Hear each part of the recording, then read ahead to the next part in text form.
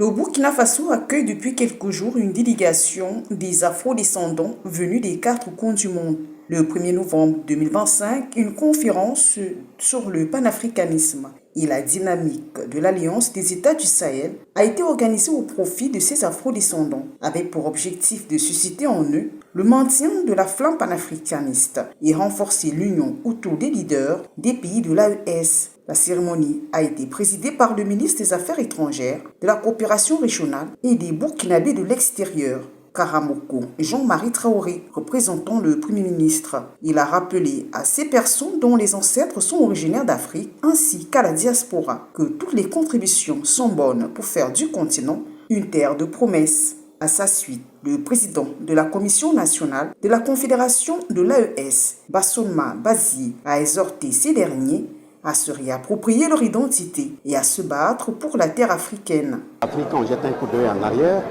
Nous avons connu l'esclavage, la traite négrière, la colonisation. Nous sommes dans le néocolonialisme, mais le dénominateur reste commun.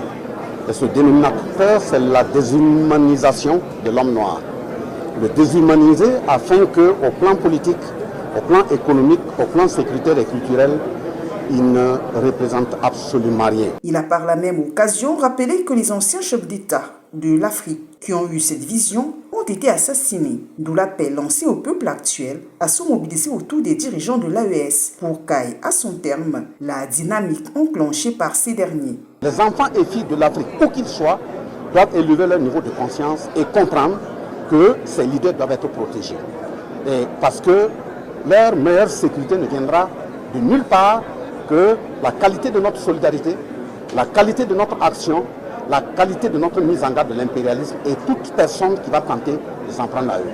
On ne peut pas faire briller l'Afrique si on n'arrive pas à gagner la souveraineté. Mais on ne crie pas souveraineté pour aller se coucher.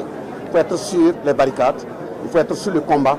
Et nos leaders qui sont devant, nous avons le devoir de nous organiser dans l'unité et les protéger. La libération de l'Afrique du néocolonialisme est l'un des combats que mènent les Afro-descendants et la diaspora africaine, réunis au sein de l'Institut de développement de la diaspora africaine, en abrégé ADI. C'est dans ce sens qu'ils ont mis à profit leur séjour au pays. Désormais